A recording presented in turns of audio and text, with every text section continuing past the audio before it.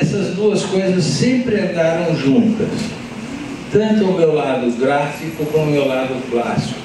São irmãos gêmeos. E eu nunca minimizei um do outro. Então, eu considero que o meu trabalho, é aí que está, eu acho que quando você está fazendo um trabalho gráfico, você não pode deixar de lado o plástico, ou seja, a arte, essencialmente. É tudo uma coisa só, sabe? Paulo Francis foi um jornalista muito respeitado e odiado ao mesmo tempo. No início, quando eu comecei a ilustrar a coluna dele aqui para o Estadão e para o Globo do Rio, ele passava por fax as matérias. O problema é que o Estadão me entregava o fax tipo por volta de meio-dia e a redação fechava às 2h30. Eu não tinha fax no meu estúdio, então o motoqueiro me trazia o fax, eu precisava ler e depois ilustrar a matéria. Então tinha que fazer de qualquer jeito, em 15 minutos tinha que fazer a ilustração. E enviava pelo motoqueiro do Estadão para poder fechar a redação para sair no dia seguinte. E uma das minhas ilustrações, em cima do texto dele, eu escrevi o que eu costumo escrever, eu não sei porquê, numa determinada noite, eu acho que eu não estava bem na cabeça, eu escrevi, apareceu lá a palavra merda. E daí, no dia seguinte, foi publicado. Estava muito imperceptível, assim, mas fui chamado pela direção do jornal. Eu expliquei, não houve nenhuma intenção. E recebi um fax do Paulo Francis me parabenizando. Não deu em nada. Mas saiu sem querer, não foi nada intencional. Paulo Francis era um doce de criatura, um cara desleixado, desorganizado na sua vida pessoal, que nem eu e tal, mas naquilo que ele fazia, ele era bom. Eu me lembro que eu estava andando com ele lá em Nova York e de repente ele me mostrou assim, olha lá o bordel. Eu falei, bordel? Bordel. Olha lá, olha, leia direito. Quando olha assim, Banco do Brasil. Nós tivemos uma encomenda para fazer um cenário de um filme publicitário.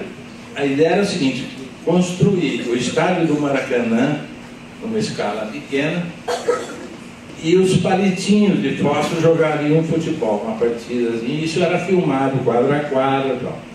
E a minha tarefa nesse trabalho foi de colocar o público no Maracanã, né? Então você imagina, a escala desse estádio Maracanã era um pouco a metade desse auditório aqui.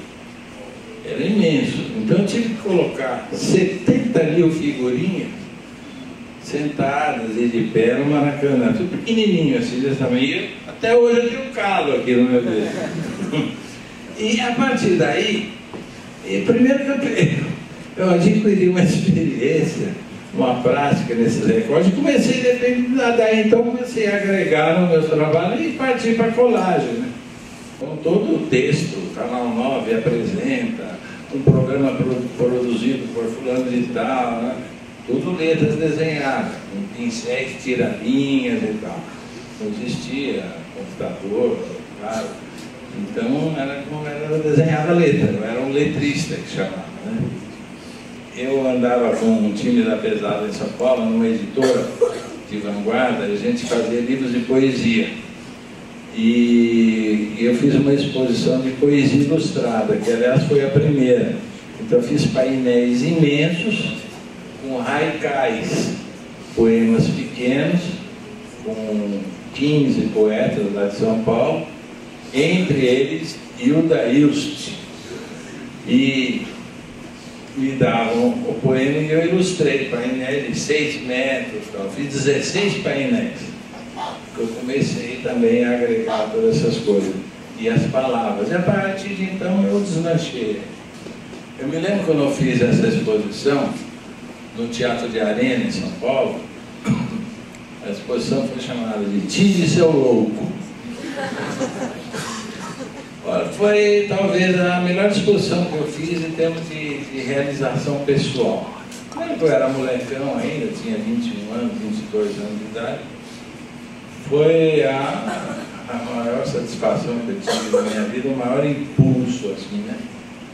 Eu entendia direito o que eu estava fazendo, mas a crítica foi um negócio maravilhoso. Hoje, felizmente, eu estou vivendo do meu lado plástico, o que é uma grande satisfação. Mas são 50 anos, eu acho que eu vou chegar lá um dia.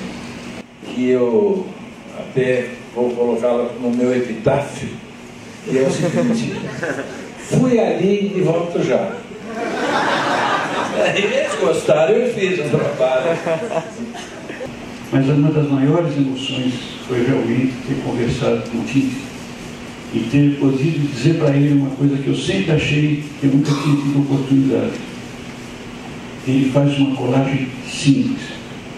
E é muito difícil fazer coisas simples.